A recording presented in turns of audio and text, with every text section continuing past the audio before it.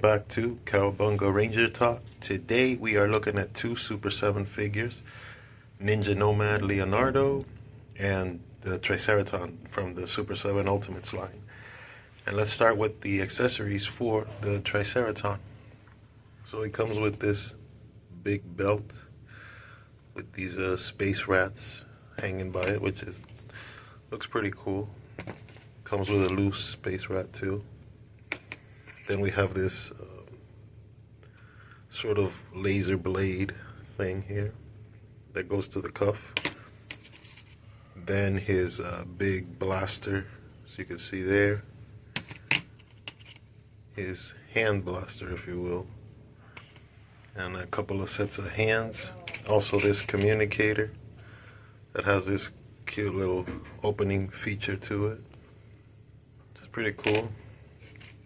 And the oxygen mask for the character. Here's the character himself, and I'll go over him in a little bit, but that's sort of the accessories, and here is the manhole cover for the box. Thanks. And we're back. Now here is the figure. He is big and chunky. Like he's literally like the size of almost the size of my head. He's a big figure. He's got some articulation to him as well. He's got these big meaty arms.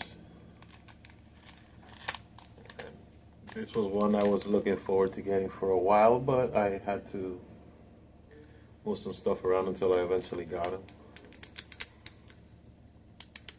He's got these hinges on the arms that let him open up all the way to there, so they can do like the big muscle pose there. See? His tail is one solid piece. They could have done more with this figure, but little simple things like make a cut here so you can have tail articulation. That would have been pretty cool. That's pretty tight in there, so it shouldn't like fall or anything like that. They did a pretty solid job with the head sculpt too. I don't know if you can see there as best as can be. Also really good with the arms, with their details. It's got a lot of big spikes on it. And they really catch your eye when you look at them, because this is one of the things that made me love the line of Super 7 Turtles when it was still going or whatever. But Kyle and all the people that have made this figure, the designers, this is reimagining of the original Playmates line. And I had the original one too as a kid, so it's cool to see him. Let me show you a little more about him. Put his arms down. He's got, let's see here, he's got bends at the elbow, single, the wrist. It's got bends there, and it's also, can do the full 360. This is a very nice looking figure. I gotta be a little careful because these spikes are sharp. This is not a toy. This is more of a showpiece. See, like right now, you saw, I literally spiked myself with the ends of this. But you see this head sculpt. Let's see. 1 second to move the camera to help out what I'm talking about. See, that is some really good detail. Look at the back of the head there. It really calls attention if it'll hold. See, that really makes it look nice. And the boy is big, so he can, do some damage. There's actually a little bit of dry brushing here in the muscle cuts, which I appreciate as well. See, it's on the other one too. The skin texture, it's very well done. The head articulation is, I'm sure it's on a ball rocker, but that's pretty much all it can do because the head is so big. Like, that's as far as it's gonna do as far as moving up. It's not gonna move up any more than that. You can get him to do the 360, but because of the shape of his head too, because he is a big Triceratops alien, it might be a thing. For the waist,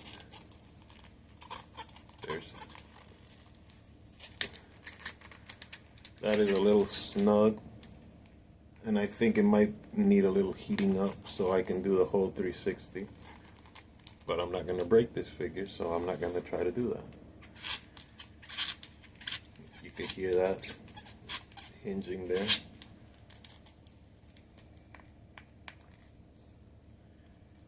There's the knee bend, which I've seen some other people talk about this being this color. This is an easy fix. If you have a little bit of, acrylic paint, you could paint that over and let it dry. Because if you see that, see on the knee, there's some paint rub off there, inside there too. The foot is on a rocker.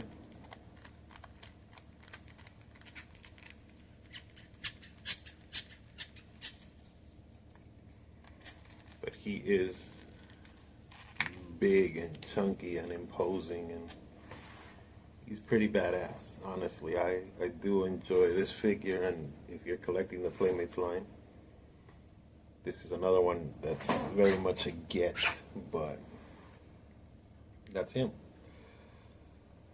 Let's see here, any final thoughts on the figure? I have to heat up the hands a little bit so I can put weapons and stuff, but I think for that, that'll be, another thing. And I might start doing gallery episodes where I just do comparisons of multiple figure styles of, okay, here's the Playmates, here's the Super 7, or here's the Loyal Subjects, things like that. I might do an episode on one of these characters one of these days soon enough, but for now, that's Triceraton.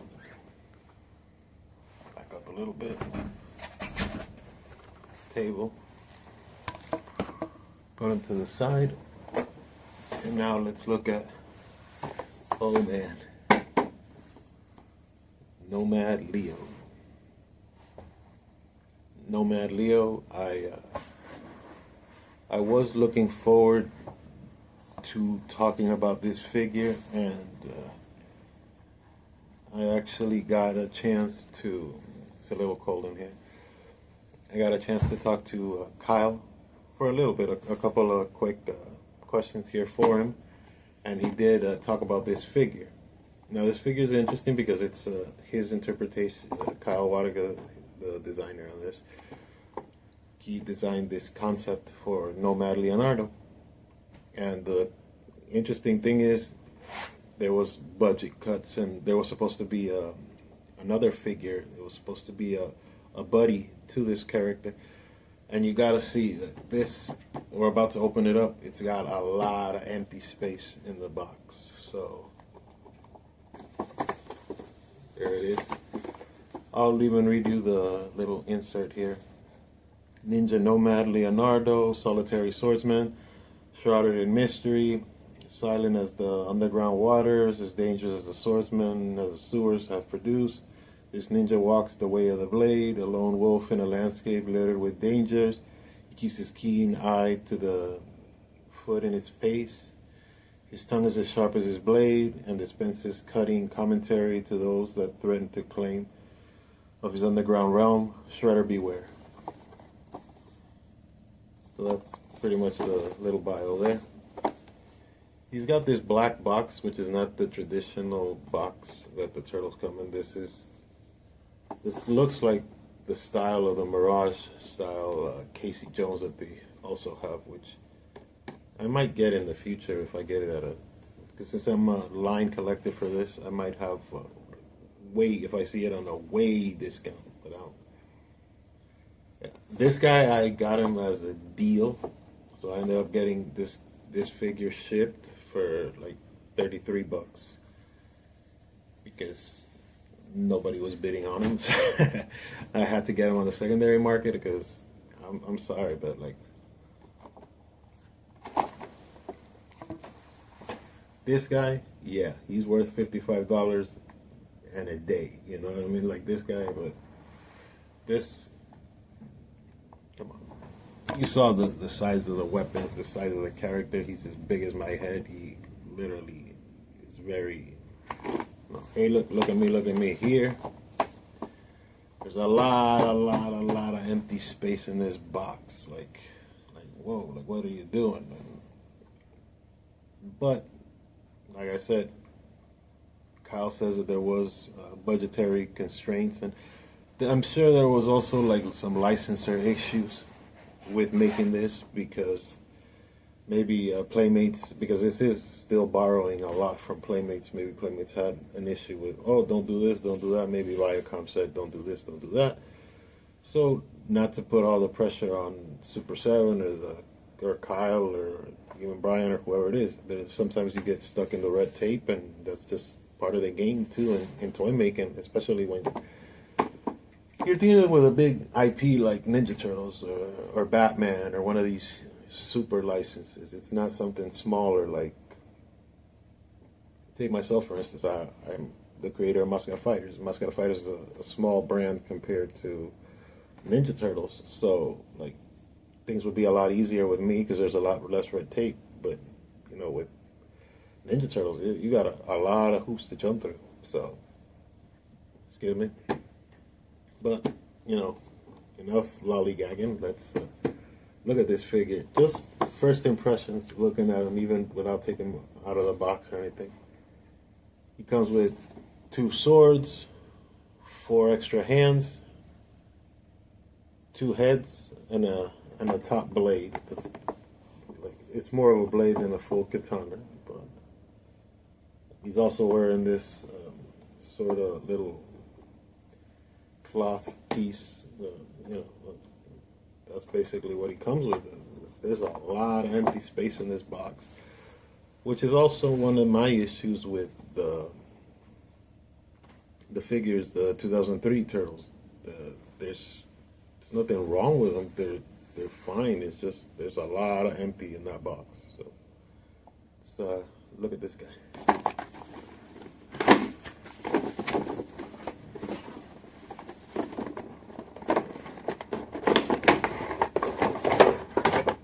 So here's the box.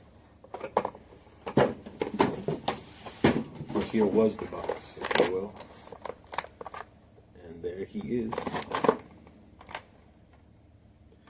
Now, interesting fact, Kyle had talked about he had actually designed and sculpted all 4 turtles for this. So this should have been part of a quadrilogy, if you will. This should have been a set of 4. And I think it would have been smarter to release this as a set of 4, because releasing Leonardo in like a brand new quote-unquote style, still, you know, living off the aesthetics of Playmates would have been interesting. Hey, look, this is what I think would have happened if I made my own turtles inside the world of Playmates, but scaled up to Super 7's articulation and things. So, like, a lot of these things should have really, you know, progressed and seemed like a great idea. This figure, I got him too, and I said this actually to Kyle, and like I'll say it to anyone. This is a dream come true. Because this is a creator's interpretation of what would have happened with something that you grew up on, with like a childhood memory, something so special like, oh, I love Ninja Turtles as a kid, now I get to design inside of the world, inside of the brand, inside of the style of, you know, with modern articulation. So this, and I saw this, hey, congratulations on even getting this thing produced, because as a dream project, this is a different kind of dream. This is like creating 1,000,000 points of articulation, you know, straightening out the legs, doing heads, but you're still very much living off of playmates here. You're making the figure for the playmates aesthetics, and here you're like trying to put your own spin on it. So well, so sorry about that. Like I was saying, this is a dream to do this. And I recognize it as a toy maker, because if you come to me and, hey, Mascara, you want to make your own version of Ninja Turtle and you want to do your own thing, that's what I would do, something completely different. But the idea, the aesthetics, the concept, the actual process is this, and it's still pretty cool. So, to you, Kyle, like, cheers, brother, because, like, I know this has a lot of mistakes, or maybe a lot of shortcomings, but it still exists. It's still in my hand, and I think, and I pride myself, even on my toys, or any toys, like, if you can get a figure into hand, you won. So this is, as empty as this is still a win. So, like we do on this show, this is constructive criticism. It isn't just like, boo, I hate this or I hate that. No, I try, to, because I see it from both perspectives. I can be a fan of something, but I could also be a creative, and I'm a 4-time animated series creator, so like, I see the process, I know the process, I live the process, so I get what this is, and that's that. One of the things about this figure too, it was inspired by the Big Trouble in Little China idea with the hat, and so I'm not that big a fan of that movie, but still, let's start working on stuff here. So this is the head. See? Right there. It's sort of a chandelier thing. I wish this would have been removable, because I like this longer bandana for the turtles. I've always been like a longer bandana guy, so I thought it'd be interesting. And the head sculpt, see right there, that's a nice head sculpt. I'd like to see it without the thing. I know some people like the aesthetic of it, but like, see, you can't take this off, so there's the head, as you can see there.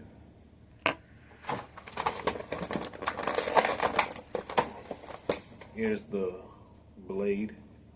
I like the nice little detail coloring there. Looks fine.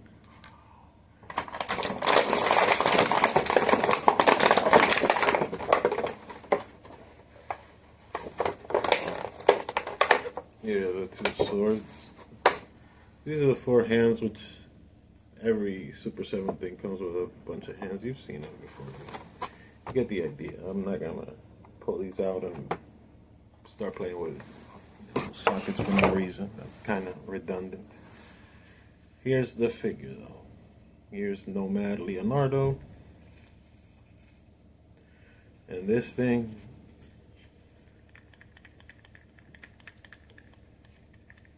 this is brand new. All I did before I started the episode was just cut out the little zip ties. That's what he comes with, so that's already a bad sign. The character's so loose. This little thing looks so flimsy and so cheaply made. I don't know. The head sculpt is fine. Let's see here. There's nothing on the back of this. So. Let's look at the figure now better without the little poncho or whatever piece.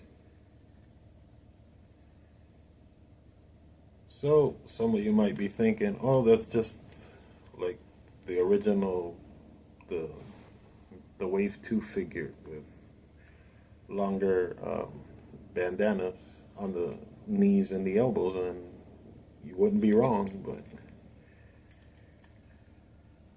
well, one of the differences I see is this is a lot lighter. The front shell is a lot lighter. The back has a different belt style. I do like this. Like I said, I'm more of a long bandana guy, so that's a nice little touch there. Again, what are you gonna do? He wears these sandals on his feet, which is kind of funny because they're turtles and they're always walking around without anything to protect their shoes or their feet. Finally seeing them with these like wood blocks for shoes or sandals is kind of funny. Like, I don't think it's a horrible figure. Like I'm not gonna. I don't like certain things about it, but there's certain things that I like. Like I like the aesthetic of the manhole cover, the straw in the mouth. That's pretty cool too. The color. This is a different green than the olive green of the original release, the Wave 2 release. Body wise, it's pretty much the same. The feet are a little retooled because you have to put in for the sandal part. But the rest of the body seems to be the same.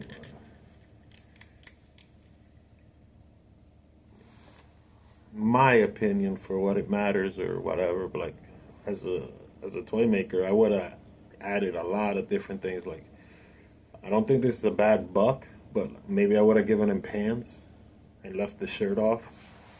And this is whatever. Like if you want to throw that in the box, throw it in the box. But if you gave him pants, like if you gave him kabuki pants or something like that, that'd be kind of cool. So it would make the sculpt look different. I'd probably give him bandages here, give him a little bit of the Next Mutation style, just because I always like the look of the Next Mutation. That'd be pretty cool to put on there. But yeah. So here is the two swords that he comes with, right here. Let's put them on and see what he looks like holding them.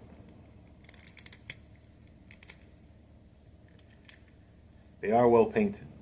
That's another positive. So if you're making your decisions on whether to get this figure or not, the weapons are fairly well painted.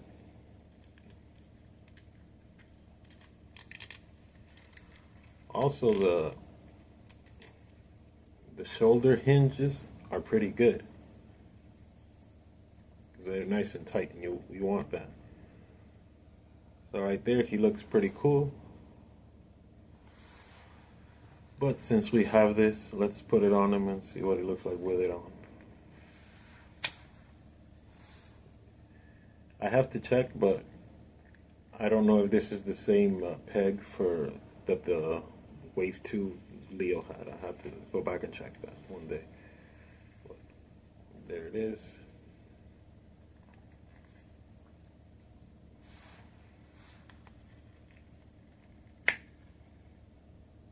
And there he is. Now this blade, I believe it can go in the front, so that could be a thing. So we like slide this one in right here. Yeah, that would have been another touch I might have changed, like giving them a more pronounced belt on the figure to really make him pop. So you can put all three blades and make him look more shinobi-ish, if you will. But these are just my thoughts on it. In the comments, if you guys want, or girls want, or whoever's watching want, add in what you would add to the figure or what you would take away from the figure. Well, if you think the figure is great, if you think it's whatever, it is your opinion, so that's what it's for. So that's what he looks like.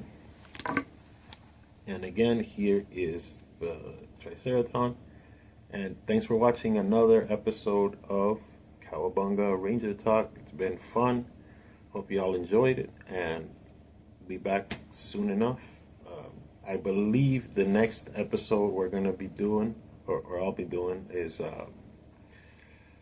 so the Stranger Things 2-pack Ninja Turtles with the crossover of toys. Those, they got a re-release of black and white, so that'll probably be the next episode. Also, I have to check the order, but that's probably up on deck. And catch you next time. And for more, subscribe to the channel, Cowabunga Ranger Talk. And see you then. And, peace out.